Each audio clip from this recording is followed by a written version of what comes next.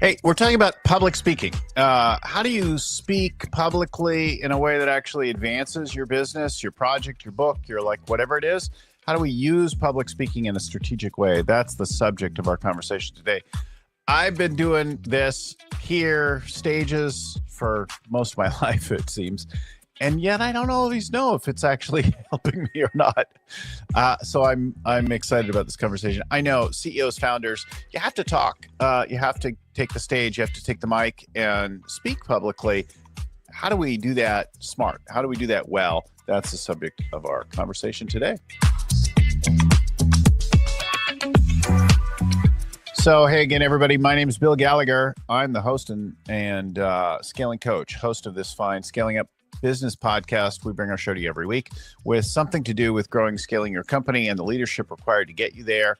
We draw our work from the world of scaling up, and you'll find more than 600 shows over 8 years, wherever you're getting this right now.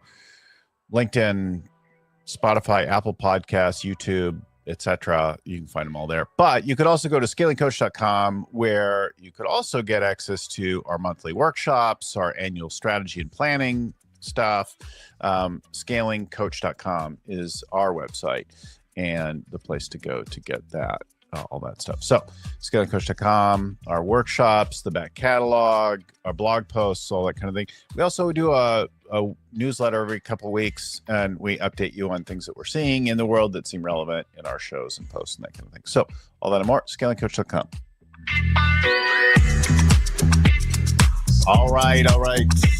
I'm joined now by Blair Bryant Nichols. It's a mouthful, right? Blair, welcome to the show. Oh, awesome. Thank you, Bill. Great to be here.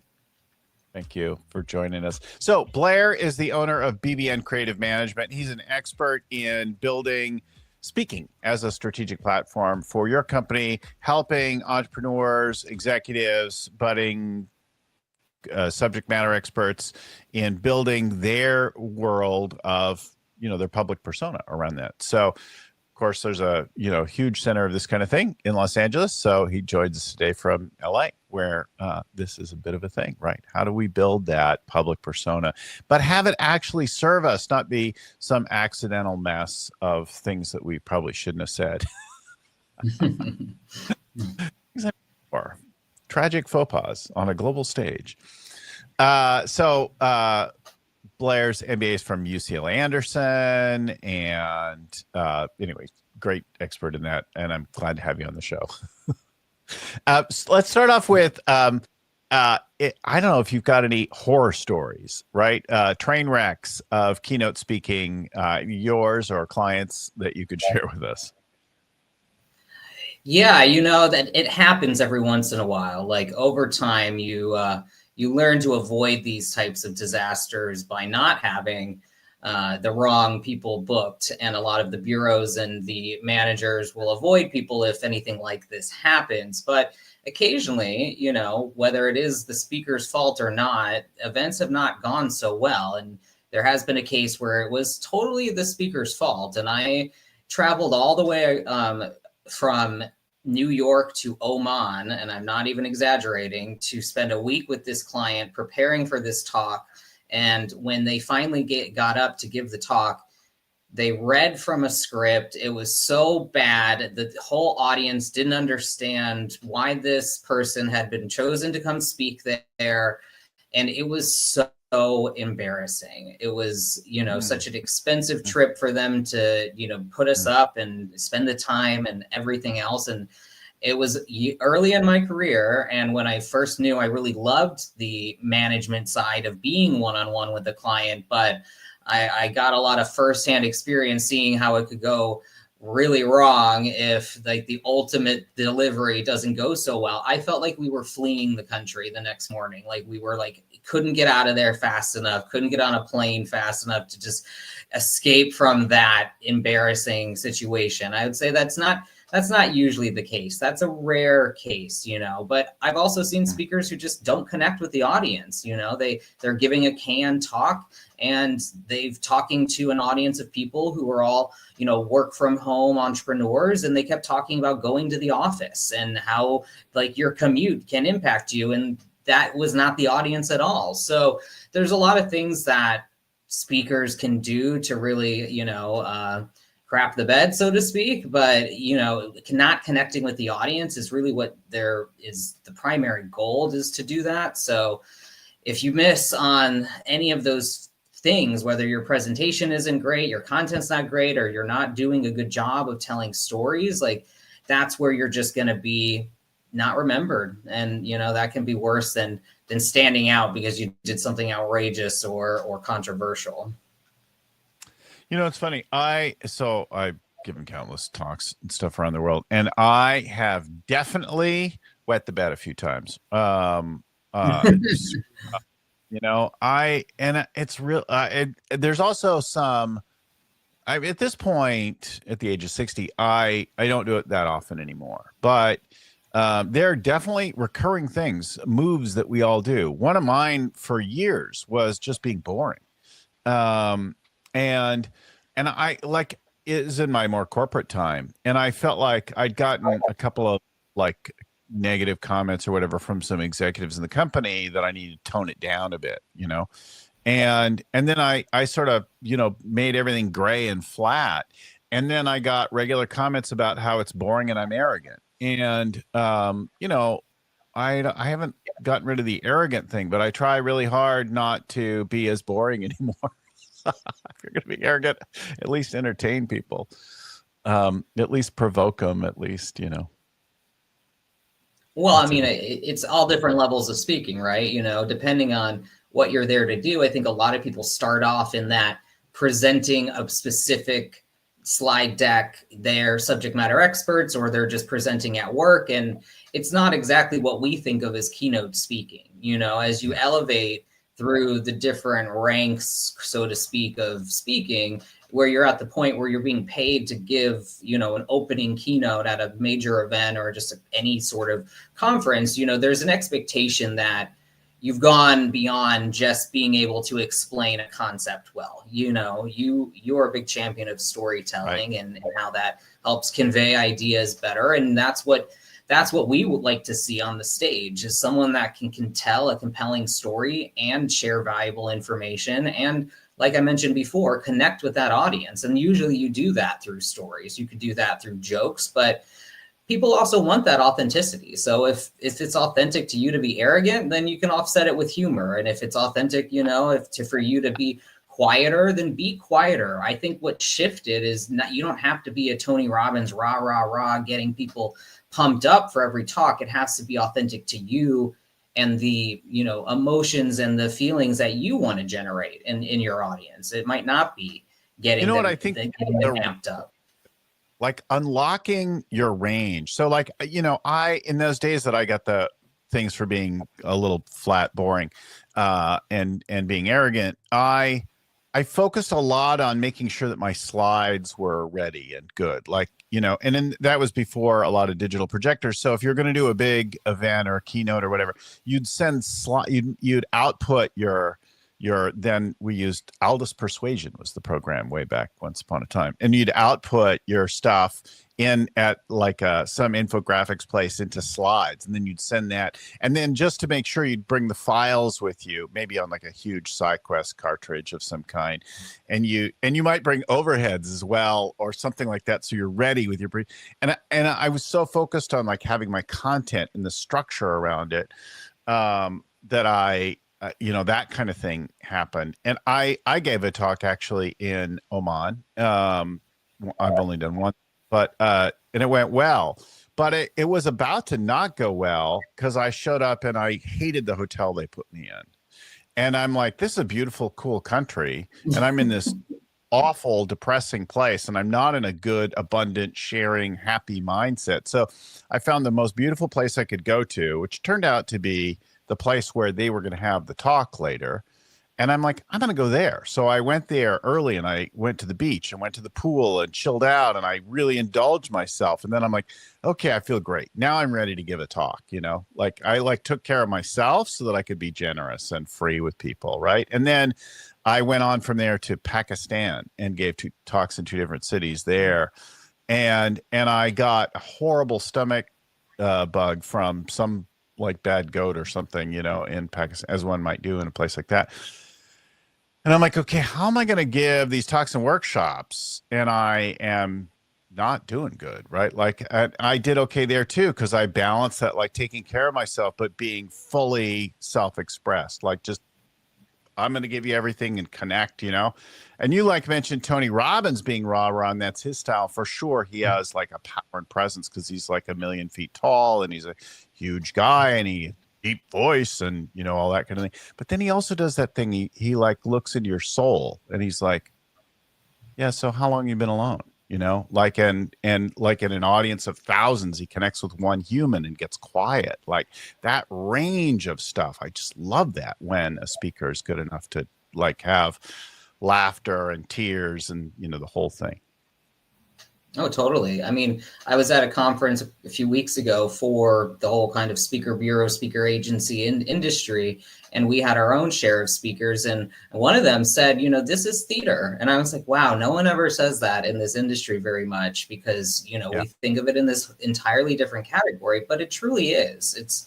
It's 45 minutes, 60 minutes. You know, you're not going to be able to distill your book into that long. You're not really there. You're not teaching even a semester worth of a course. You know, you're really just getting a big idea, and how you do that has to entertain, has to connect, all those things that you said. And really truly though, that is the speakers who do the best ultimately are the ones who are really talented at, you know, adding art into their talk somehow, or and to your point, connecting with the audience and big and quiet ways, and are able to generate laughter and tears kind of simultaneously, seemingly. But yeah, it takes practice too. Some people are naturally gifted at it, but it takes practice for anyone. No one is naturally gifted at all elements. You know, everyone has their piece that they really need to hone and figure out. And it's hard to get a lot of time on stage, you know, to work those things out. You know, we talk about comedians going to small clubs to work out their new material. It's because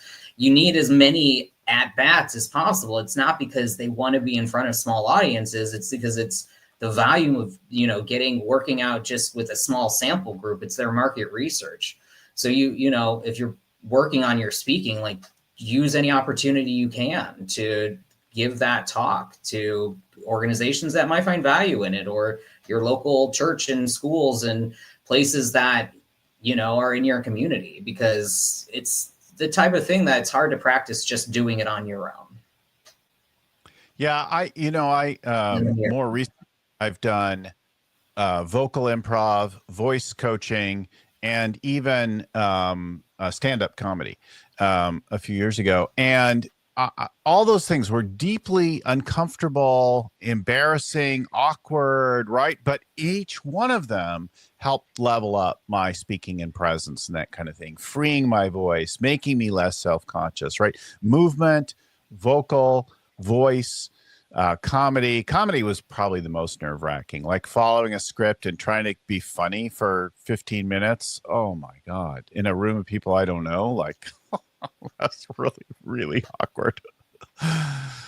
But I think all those things make people it better. think public speaking is yeah, I mean, it's a fear for a lot of people, like stand-up comedy and public speaking, but it's a really valuable tool. And whether, you know, if you're a business owner or someone that's just trying to leverage your own time better, being able to speak in front of a lot of potential customers or your entire team and make an impression on culture in that way, that I just don't think a lot of people always take advantage of the different areas where speaking can be really impactful. And I think whether you're a business owner or leader in any fashion, it's something that should be part of your role and part of your growth plan. Yeah, so let's talk about your early career. In the beginning, you worked with authors to help them figure out how to tell stories and create. Tell us about that time and maybe some of the examples of the people that you worked with and what you did. Sure. Yeah, I started off in New York in the HarperCollins Speakers Bureau. They were the first publishing house to have an in-house speakers bureau starting in 2005.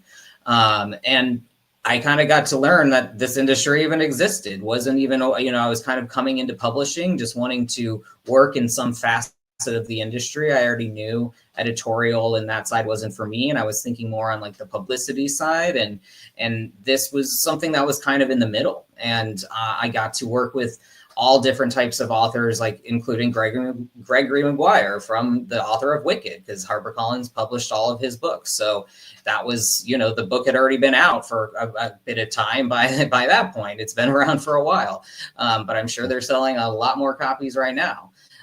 So people like that, and that was the rare fiction author that you have to be one of the best sellers, one of the most known to really get booked a lot as a fiction author, I would say, like a Nicholas Sparks that I also worked with.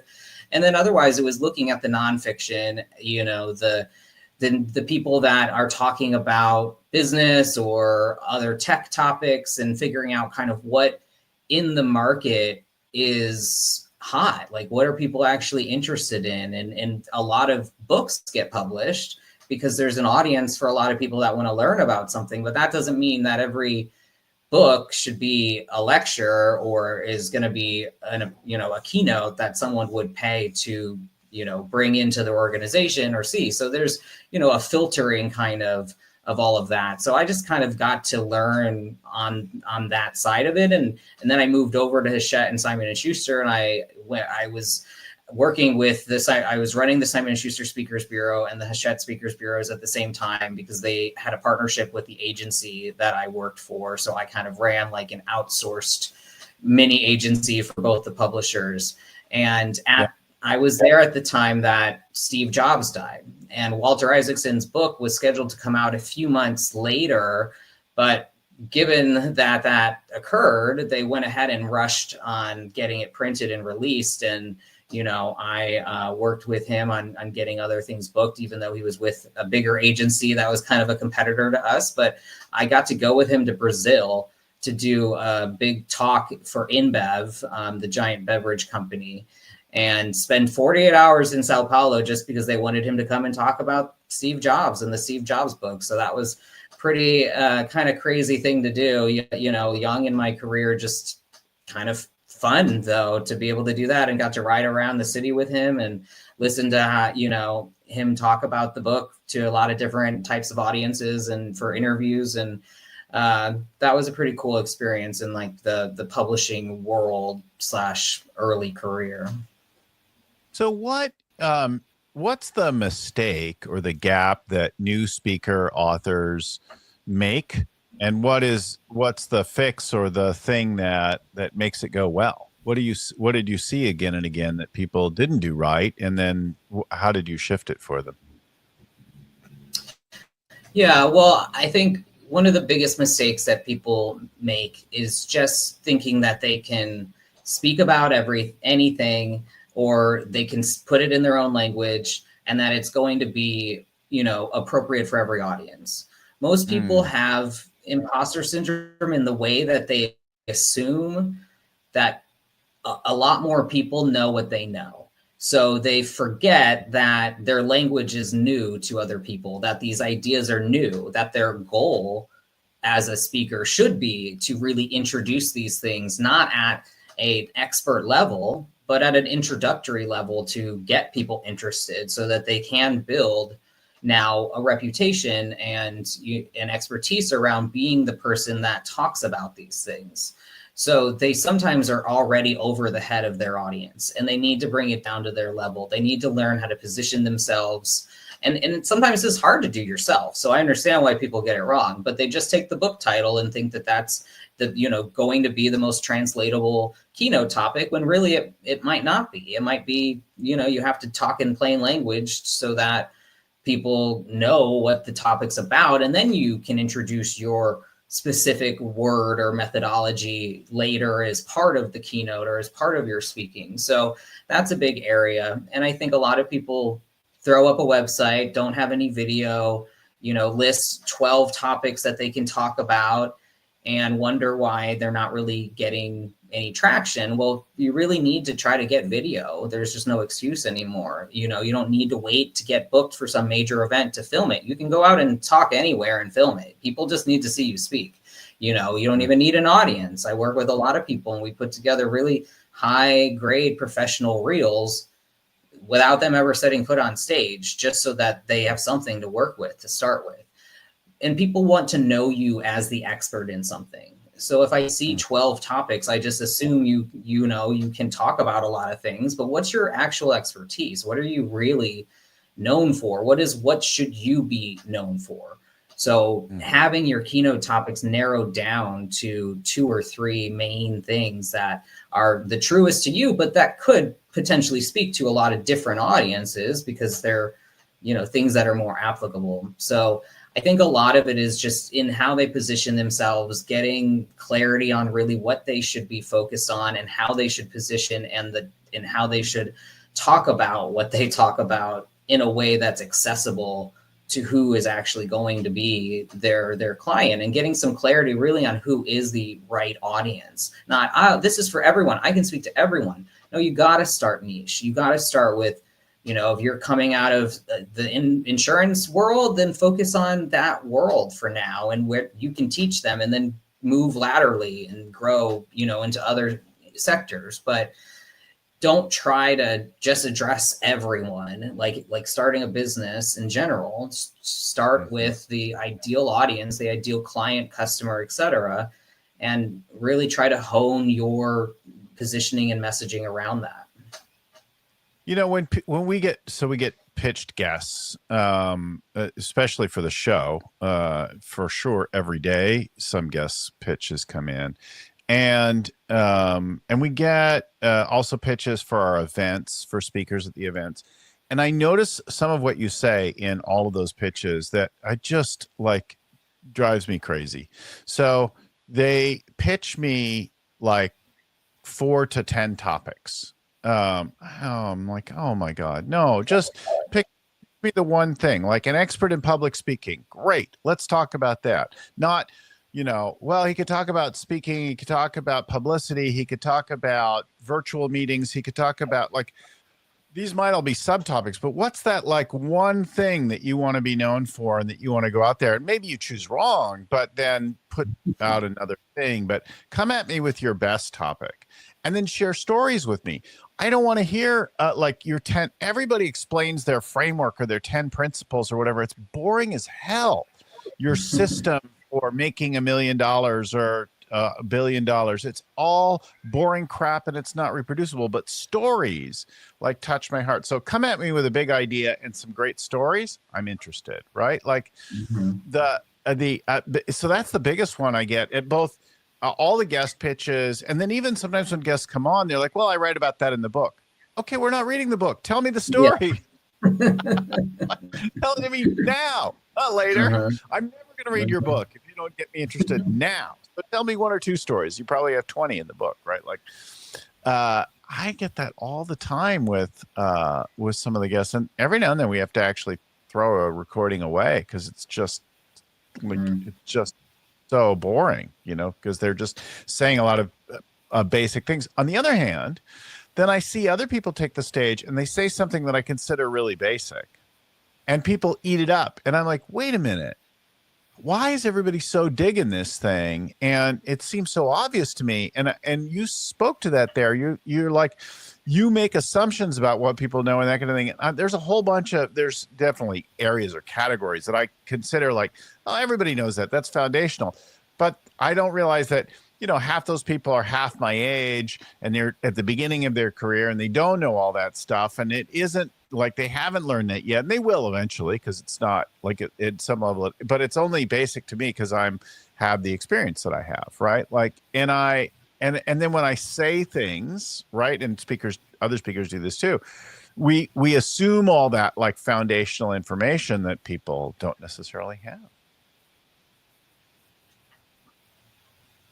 Yeah, it's definitely true. And with speakers, because they're going to all these different events, they get to become the best students. So they're hearing from the other speakers, they're actually learning all these other concepts. But the people in the audience, this is probably the one time a year that they're not just business as usual, that they are getting kind of exposed to maybe a new idea or a new concept. And so, yeah, it definitely can happen, and you can feel a little jaded about that. But that's really what I think fuels a lot of speakers, is the impact that they can make, the learning that they can impart, and that's what they're drawn to keep doing it. Because as you discussed, there's a lot of unglamorous sides to it, a lot of travel, a lot of time not on stage, where some people might feel that connection and adrenaline, and a lot more time on your own and in between, and not so much fun all the time.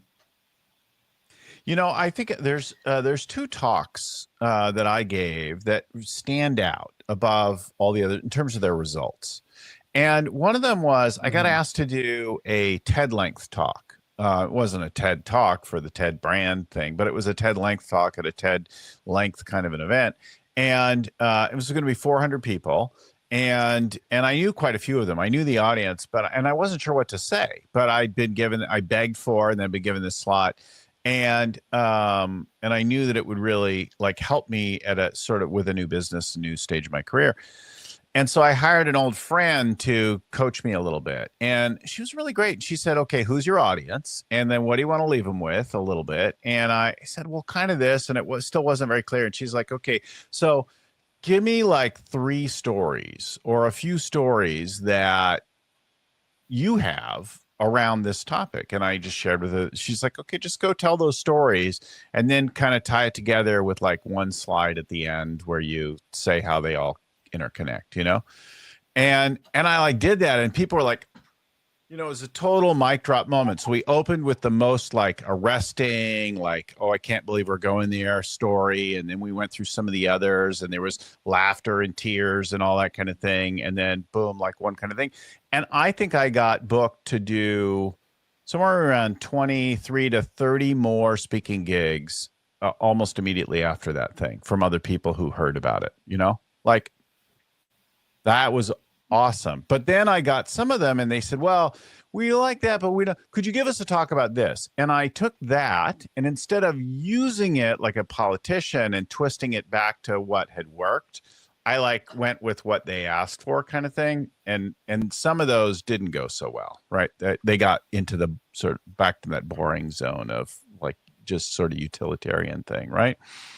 And that's the thing that I love when people get up and do. Tell me great stories, and then somehow figure out how to connect them back to your point or whatever your framework that you've got going. And you are the expert, and this happens. I've seen it happen with clients where the person reaches out and they're like, if the event planner is ever over involved in trying to craft the keynote, and the keynote presenter doesn't hold firm in knowing how to best present the material and maybe try to incorporate the ideas, but taking fully their direction, it almost always fails again and again, because it's not authentic to you. It's not where you're feeling most comfortable. And that person, 9 times out of 10, isn't even the stakeholder. They're the person that's coordinating the event. They're trying to communicate. They're trying to think what their boss wants to hear or what someone wants to hear. And they're really worried that you got to stick to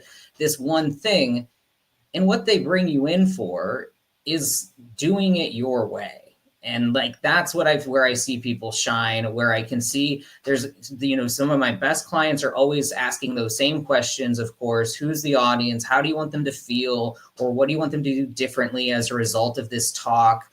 And they go deep into, being able to tailor to that audience, but that's 10, 20% of the talk. The rest is, the meat and potatoes of the stories you share, then like you said, how you tie it all together. And I definitely caution speakers for letting people steer too much. And it's a delicate balance. Of course, you're in the service business, but it's almost like an artist. You hire an artist to come speak or come play, or you're not going to say oh, I want you to play this band's songs instead. They're going to play their songs. So that I've seen, and I always feel bad for the speakers, because generally, it's not a success, and it doesn't lead to more things like you mentioned, which speaking is always going to beget more speaking, and everything else is, just ancillary to that. Yeah. Online meetings, Zoom and that kind of thing weren't invented in the pandemic, but early in 2000, early in 2020, right? We all started working mostly on Zoom for a while, unless you were like in a grocery store or that kind of thing, right? And then you were just terrified. So we all did that. And yet here we are. And I feel like some people took the lessons and they figured out how to upgrade their lighting, camera, mic, etc. And other people missed the boat, missed the memo, like didn't. What is it that people are still not getting right? What are the right things to do, and what are people still not getting right about the whole virtual stage? Sure. Yeah. I mean, that is still a marketplace. I have said often, I think one of the best things that come out of the pandemic was that virtual talks are now here to stay and that there's at least a value attached to them. Before the pandemic, I'd get one or two requests every so often for someone to give a virtual talk. Otherwise, it was not something that people were readily paying for, especially at the level that they pay for fees in person. So that shift obviously happened immediately in the pandemic, but after, there's still a demand for that. Now, I think it has waned to some extent because, of course, a lot of meetings are being held in person. They want the speaker there in person and they're willing to pay the higher price for that. But there's a lot of ERG groups. There's a lot of different types of smaller groups or companies that have a lot of remote workers and companies that have offices everywhere. And they just can't afford to always have everyone in the same place at the same time. So virtual really makes sense. But it shouldn't look like this. What I'm doing here is not me giving a virtual talk. The speakers who got it right, built in their studios and home, they have a great setup, and you should be standing. You should be standing and giving your talk because you are presenting like you are presenting on stage. So setting up your studio, your home setup in a way that allows you to do that.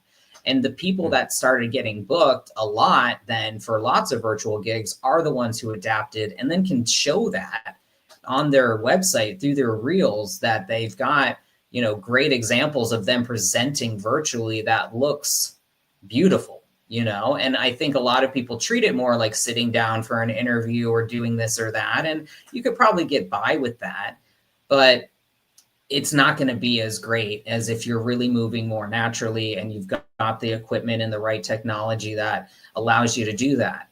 The other thing that speakers really need to avoid, because I can tell right away, and the temptation is always going to be there, especially if you're doing it virtually, but don't use a teleprompter. You are not a newscaster. You are not a politician. You are being paid to give one presentation, and they want you to deliver it authentically. It's never going to sound as authentic if you're reading it. You're not going to do as well. Practice if you need it to do it that way, but don't let too many of the tools then become a crutch, because that will hurt you in the long run on how well people think you did. You got to be present. And that's part of the art of the virtual engagement that can be hard for speakers, because you're not there with the people in the room and feeling the energy and kind of like knowing how to pace yourself. But like anything, it just takes more practice. Yeah, so I'm using a teleprompter right now. But not in the way we think of a teleprompter, like a politician or a newscaster speaking. I'm using it for have a Zoom full meeting. script. Eye contact, right? Like, oh, my camera's not on there. But I can see eye contact because your face is pretty much right over the lens. So if I talk to you, and then, my notes are on the two sides of it and I can go right to it. If I want to see, like if you look at the wide angle, you could see I'm actually looking into a thing there. There's not enough there, but you could use that. And there are inexpensive ones today that work, but reading your notes, right? If I were to go over and read the notes like verbatim, it would be really awkward. It wouldn't come across as connected and paced right and that kind of thing. Yeah, and I mean about scripting out your talk. If it helps you to have like an outline or some notes or whatever, great. Like you get some advantages because you're doing it virtually. I'm just encouraging you not to like type up the entire talk and then just read it out and assume it's going to come across the same way, because it won't.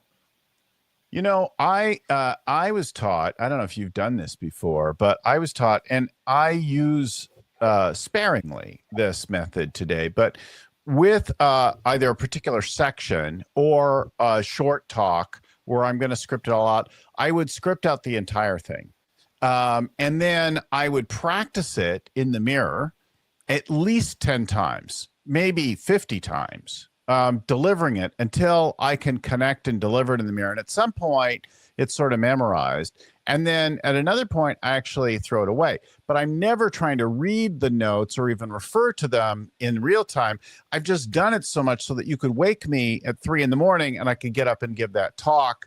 It's so like solid, but now I don't have to worry about like getting every word right. I could just like be like a martial artist who's learned a thing, and then it flows through them, and they can kind of just be with the whole thing. But there was scripting, design, ridiculous preparation around the whole thing, and now it seems natural, right? Like totally. And that's really how a lot of people do it. So I'm not saying never type it up, never script it. And I did the same when I was doing our like final capstone presentation. I got chosen in the group to be the presenter, which was both a heavy and light burden for me. But I practiced so much the day before that it was like you said, it just kind of flowed naturally. I was lucky to go in the morning. Every time I practiced it in like rehearsed or we had formal times in the morning, it could just flow right out of me. And then in the afternoons, my mind was all muddled and it just wouldn't work as well. So I got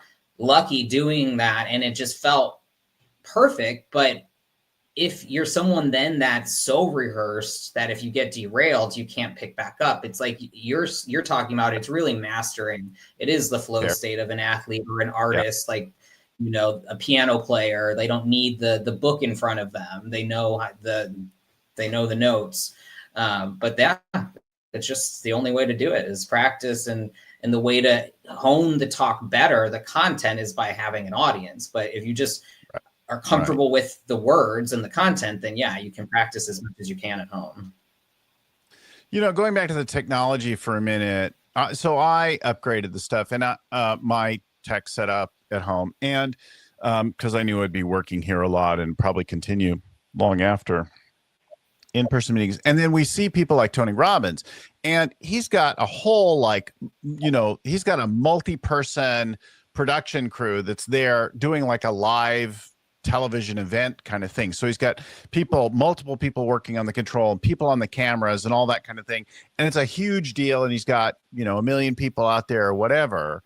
And then, and my level is way below that, but I have a video switcher, an audio panel, mic, lights, teleprompter. I've got 3 cameras, and I can insert graphics and things like that, either on the screen or an overlay. I can do all those kinds of things, but I have a background as a DJ running my own show once upon a time. So running the board and that kind of thing is not a foreign thing, right? But you wouldn't want to do that otherwise. And you could just upgrade, get a little bit better camera, get a little bit better light, get a mic, put it on a stand, put some monitor or something in your ear. Like you could upgrade just a little bit off the basic things, or even if you're all like on the road and you don't have everything, don't put a bright window behind you, put it in front of you, like clean up the shot behind you, like basic things. Even if you're just talking to your own company group, I see this all the time. Like somebody's they got a bright window behind them or whatever, and we can't see your face. I can't see your expressions, that kind of thing. Move the window closer to the camera so that you're making better eye contact. That pick the thing up off the stage, like connect with human beings. If you can't connect with yourself, you certainly are not going to connect with anyone else. That's right. Yeah. It sounds like this is things that people should already be so familiar with. But do always, and I love it when I come across somebody and I'm like, okay, you're ready to talk and be present and that kind of thing. So one of the other things you talked about in our prep and our notes and that kind of thing was a speaker in the healthcare industry. And I think that'd be a great, before we run out of time, share one more story with us about how they grew from just doing small things and then to paid gigs. And so why don't you tell us about that? Sure. Yeah, I've got a lot of different clients in different sectors. So one of the clients that I've worked with for a long time has been an entrepreneur many times over, and now is more in the healthcare space. So her background has been in like computer science and AI, and been doing that for 20 plus years, and starting back in undergrad, and been talking about different ways that AI and machine learning and all of that can impact technology, et cetera, like what a lot of people are talking about now. But two of her latest startups are more in the healthcare field, and is applying these different AI tools to pairing with epigenetics to develop the first postpartum depression test. So something that's not usually easily tested for and treated in advance, and other things like that have created kind of a new channel of speaking, and starting with like local organizations and other associations, and leveraging speaking as a way to talk more about the startup, which has led to NIH grants and other funding models and other connections through that space that wasn't a native space for her, coming from more of like the tech specific world, the diversity world, the academic world. But leveraging, some of her expertise in these other areas, and then applying it to healthcare, has advanced like on other sides of her mission, other than just the speaking opportunity as well. So I think that's, one area I've seen where people can leverage speaking strategically. This is kind of my whole thing, is like, don't just look for paid opportunities. It's more about who is the audience, and is it an ROI on that engagement? Is it more than just the paycheck to be there? Is there more that could come from that opportunity? Because most of the time, if you're just trying to make money off the engagements, you're not going to be satisfied with what you could typically earn. It takes a while to get up to the same level as what you're probably hoping for. But if you use it strategically, and your speaking is helping either your coaching, your consulting, your digital courses, your books, your anything B2C or B2B, then any engagement can be worth six figures or more, just depending on if it's that right audience for you. So I think a lot of people get kind of blinded by like, oh, wow, these big keynote fees, and I could make 10 grand a thing. And then you're flying around and, collecting checks, but it doesn't always add up to all that much if you're not actually fueling and building a pipeline from there. So I think people often are really focused on just, like I said, trying to think that they can talk to anyone, that they can really speak on a lot of things, and they struggle to connect. They struggle to connect and build an audience. Like, you have to be very intentional about where you're delivering value or solving problems for these audiences. You should want to hear me talk about this. It's I think that's a really good call out. Like, I have friends who regularly make 45, 75, 150,000 for their talks, right? These are really great, consistent speakers. They're doing it again and again and again. And they still have a back end of something they sell, or, things that other ways that they monetize their talk. The middle one, the 75 one, less so. The lower, and the 45 and 40 and the 151 for sure. They're selling other things in addition to getting a thing, but their craft is so developed. They are really great, and their names to varying degrees that you would know and recognize and want to book. So booking them and spending that money will pull people into your event. You book Bill Gallagher at a thing, I'm not going to be like a big draw. Not enough people know my name, right?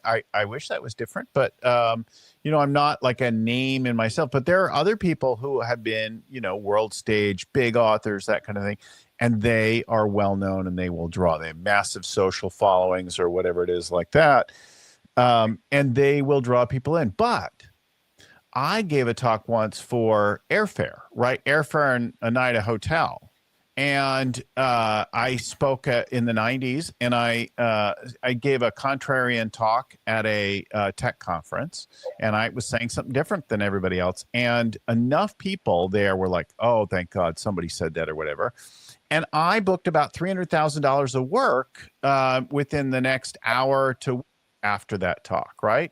I did it again at another major conference, doesn't exist anymore, in Vegas. And I booked another few $100,000, right? I got paid nothing for that. I had to drive myself and buy my own hotel room. But they're like, hey, you could come talk at Comdex, right? So I'm like, okay, I'm there. And I think sometimes getting paid nothing for something is one of your most lucrative talks, right? Definitely. And I love that. And that's a great example of how this all works is, in the bureau world, if they said, well, we don't pay our speakers, it's just a huge marketing opportunity. The bureau said, oh, that's great. Nice. See you later. But that could be the biggest opportunity that speaker ever had, because you're in front of all these leaders. You're in front of all the people that are the decision makers. And even I love your point about being the contrarian, because if you're a yoga instructor, or you're like, into like mindset breath work, don't go to the yoga breathwork conference where everyone's saying the same thing. Go to the stressed out people's conference and be the thing that they need. So thinking about it strategically, you want to put yourself not in a room of just like-minded people who are all talking about the same thing. It kind of comes back to that thinking everyone knows what you know. In that case, they do. So no one needs you. You got to go where you're something new and different, and so again, hopefully solving a problem for them that isn't what everyone else is talking about at that event. And guess what?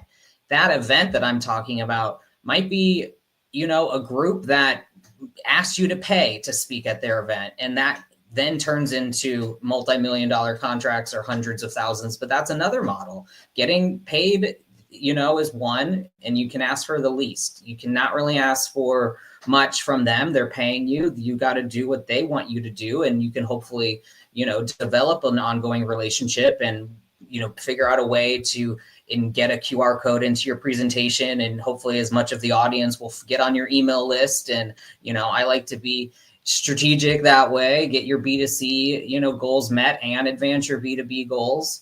But then if it's a free event, like you're saying, okay, we're not going to pay you, but great.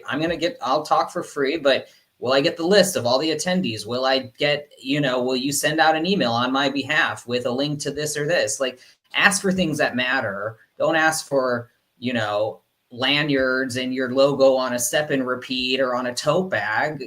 Go for something higher. And that's the third, is like actually paying, actually sponsoring an event. That's where you have the most leverage. Look on their website for this event. What are they charging for sponsorships? What do you get for this silver sponsorship? Okay, well, if I don't care about this lanyard and I don't care about this or that, would you give me XYZ? Would you do a post? Would you do this, that, or the other? You can barter these things. You can negotiate these things. These are businesses that are run by people buying sponsorships. These events are run in that business model. If you want to go into corporate, then yeah, you're going to have to figure out who makes the decisions there and make friends with the bureaus. And it's a whole nother channel.